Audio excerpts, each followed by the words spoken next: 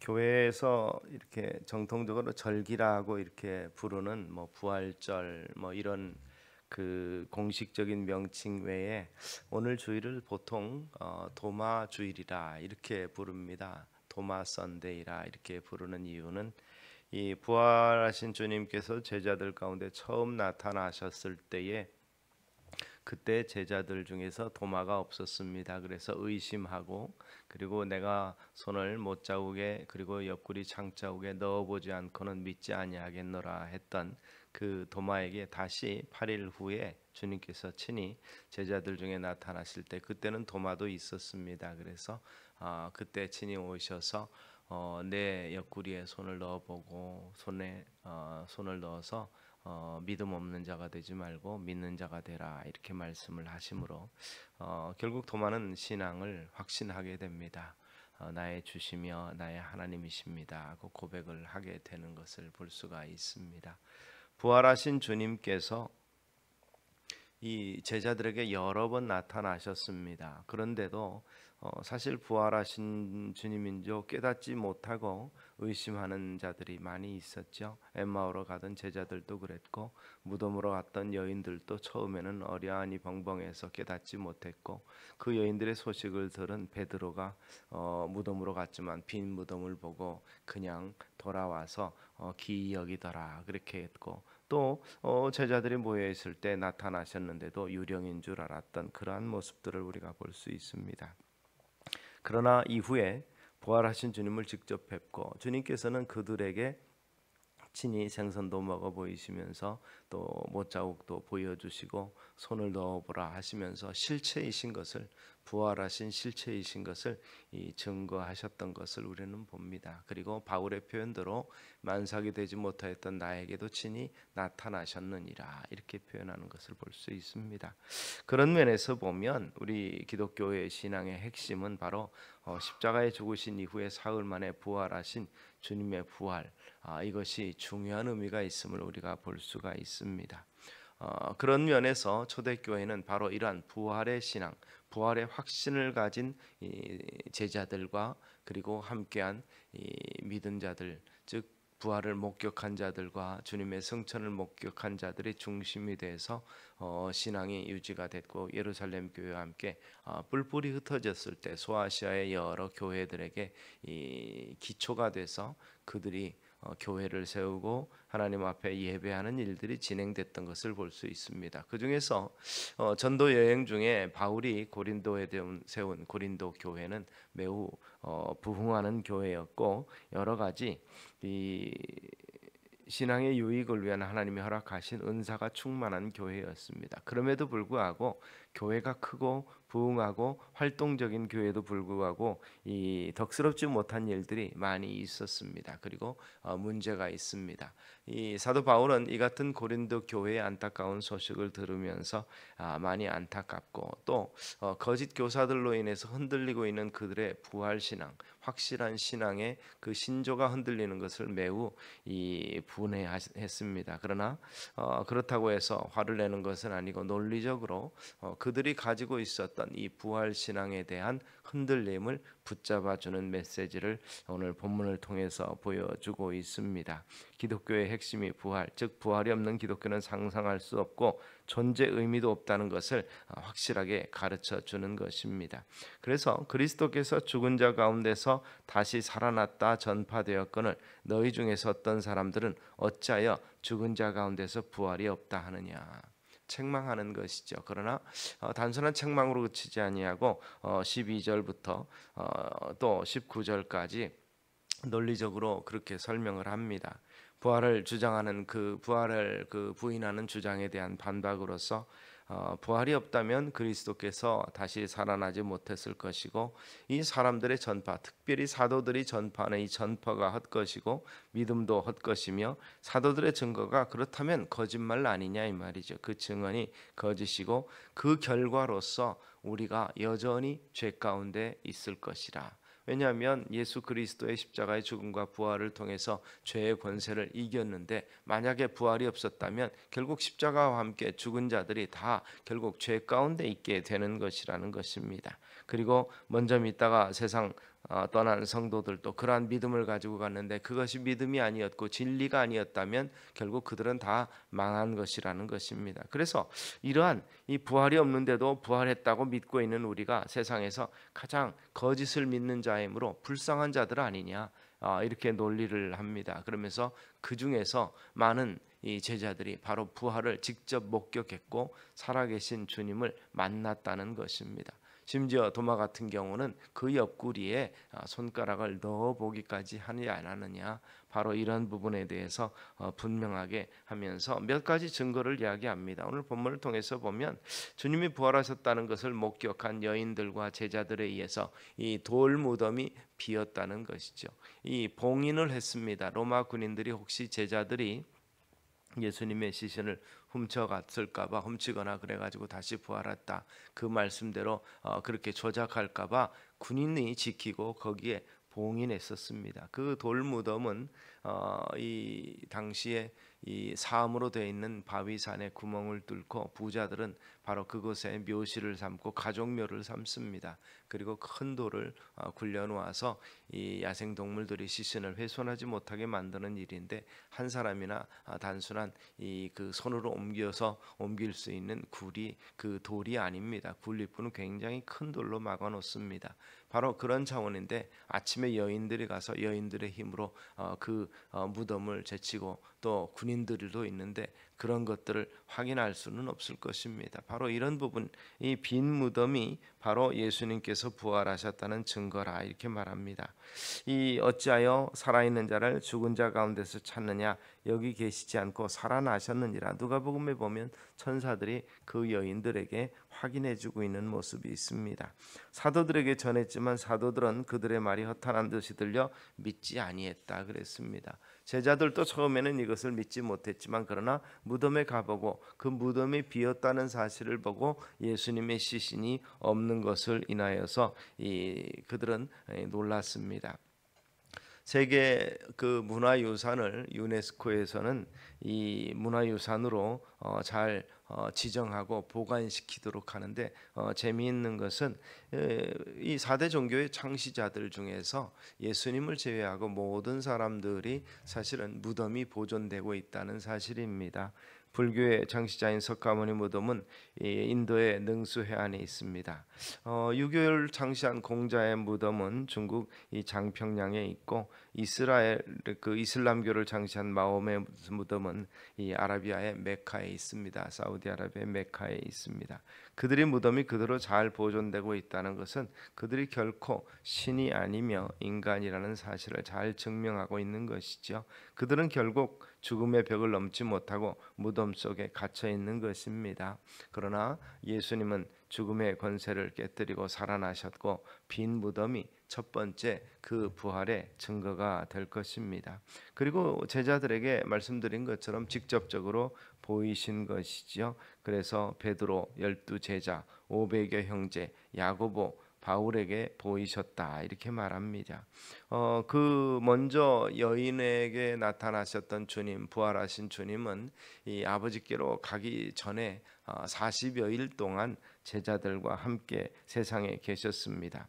그가 고난 받으신 후에 또한 그들에게 확실한 많은 증거로 친히 살아계심을 나타내사 40일 동안 그들에게 보이시며 하나님 나라 일을 말씀하시니라. 사도행전 1장 3절은 그렇게 말합니다. 주님께서 부활하셨다는 제자들의 어떤 그 이야기에 사람들이 현혹될 수도 있겠지만, 그러나 친히 제자들, 여기 보면 이 500여 형제까지 이렇게 표현합니다.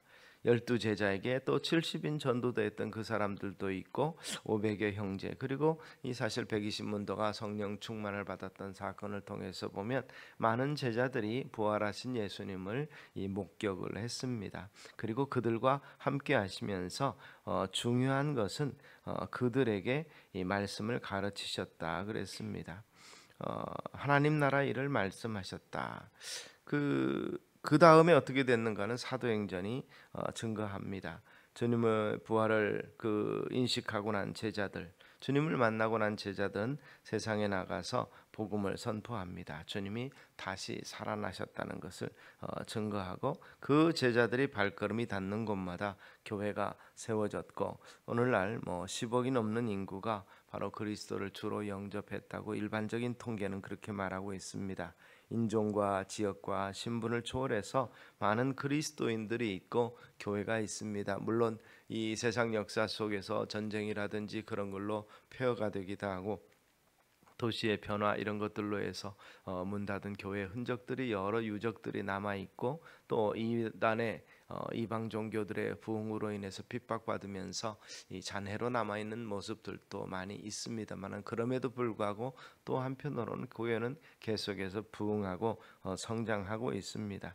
그런 면에서 교회의 성장과 존속이 사실 그리스도의 이 부활의 증거 중에 하나라고 우리가 볼 수 있을 것입니다. 그리고 중요한 것은 가장 중요한 것인데 바로 구약에 예언된 그 말씀이 사실 그리스도로 말미암아서 성취됐다는 것이고 또 예수님께서 행하신 그 가르치심을 통해서 되어지는 세상 역사가 또 성취되고 있음을 우리가 볼 수가 있는 것입니다.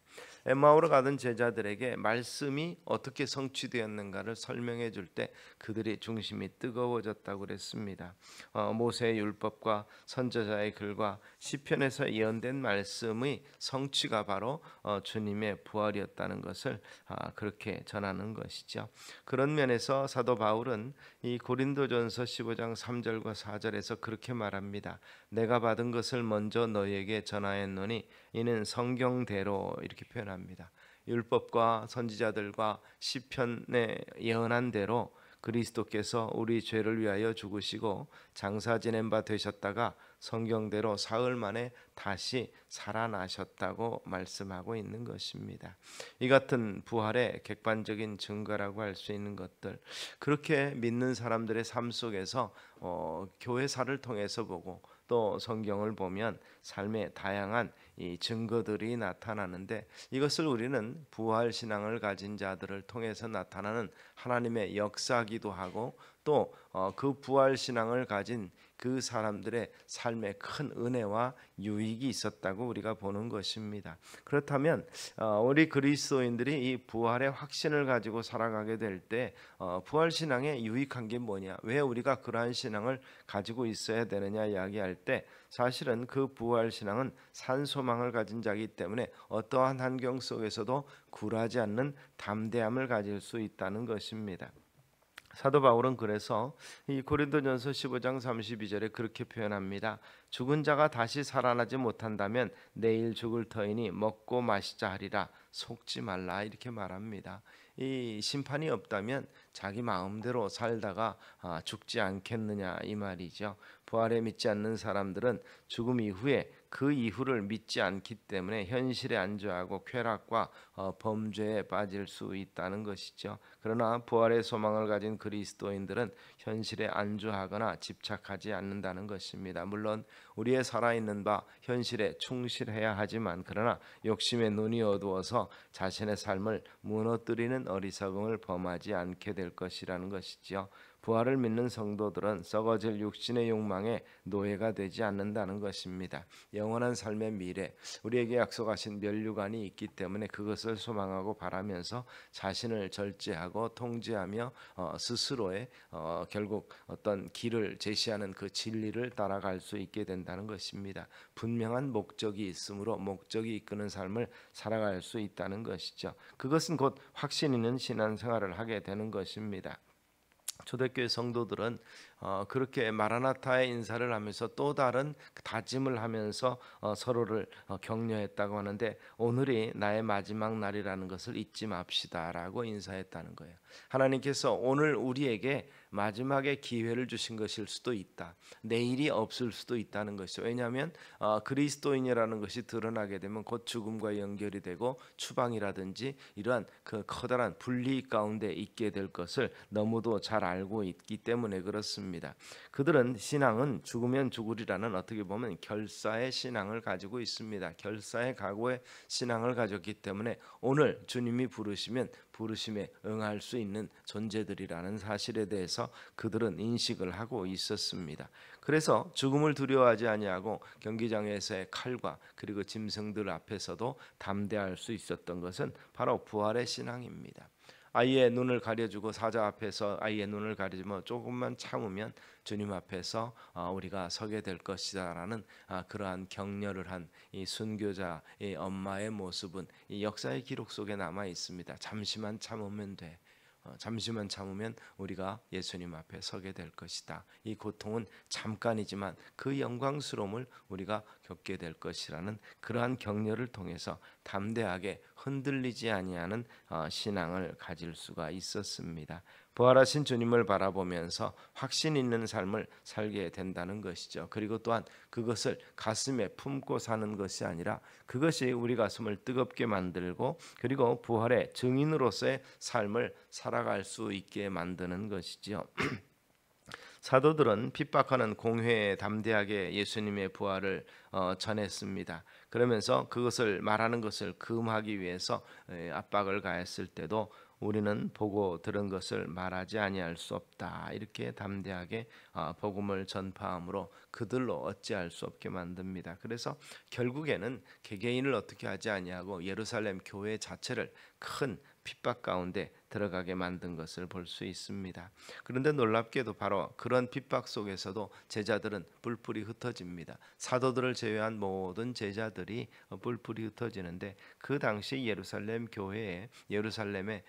교회가 있고 3천, 5천이 회개했다고 그러는데 적어도 10만 명이 이상이 예루살렘의 주민이었고 또는 외지에서 온 사람이었는데 그 중에서 반절 이상이 그리스도인이었다 이런 기록을 봅니다. 아마 그들은 쉬쉬하고 표현하지 않았지만 예루살렘에 소동하고 예루살렘의 이 교회에서 모여서 또는 소그룹으로 모여서 예배하며 성전에서 말씀을 듣고 고개를 끄덕이며 이렇게 돌아가는 발걸음이 예루살렘 인구의 절반을 넘었을 것이다. 역사학자들은 그렇게 이야기하기 때문에 결국 이 공회와 그리고 바리새인들은 그들을 핍박할 수밖에 없었다는 것이죠. 그들의 기득권이 흩어지는 것, 사라지는 것을 두려워했기 때문에 그렇습니다.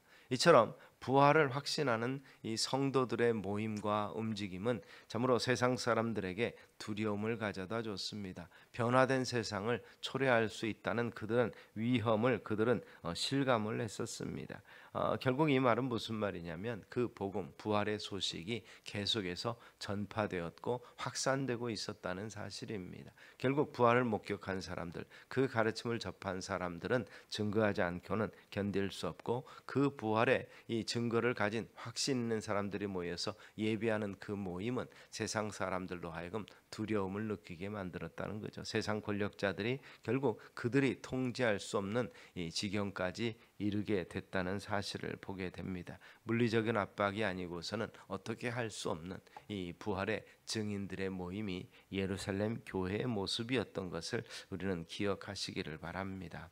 십자가에서 우리 죄를 담당하시고 사망 권세를 깨뜨리시고 주님께서 다시 살아나셔서 우리에게 산 소망 주신 것을 다시 한번 기억하시고 도마처럼 의심하는 신앙이 아니라 확신을 가지고 너는 나를 본고로 믿느냐 나를 보지 못하고 믿는 자들은 복되도다 하신 그 말씀을 우리가 기억하고 사도 바울은 그 같은 목격한 자들 외에도 이 말씀을 듣고 신앙을 가진 모든 자들에게도 이 같은 은혜와 복을 주시며 생명의 면류관 주실 것이라고 약속합니다. 또 베드로는 베드로전서 1장 3절을 통해서 우리 주 예수 그리스도의 아버지 하나님을 찬송하리로다. 그의 많으신 긍휼대로 예수 그리스도를 죽은 자 가운데서 부활하게 하심으로 말미암아 우리를 거듭나게 하사 산 소망이 있게 하시며 썩지 않고 더럽지 않고 쇠하지 아니하는 유업을 있게 하시나니 곧 너희를 위하여 하늘에 간직하신 것이라. 하늘에서 참으로 이 간직한 놀라운 이 보물, 보화, 상급을 예비하고 계시다는 약속을 우리에게 하시는 것을 우리가 기억하면서 이 부활 신앙이 유지되고 또 부활 신앙을 근거해서 우리의 신앙이 더욱더 성장하며 이 교회가 든든해져 가는 역사를 함께 이루어 나가시는 우리 성도님들 되시기를 주의 이름으로 축원합니다. 기도하겠습니다. 살아계신 아버지 하나님, 은혜를 감사합니다.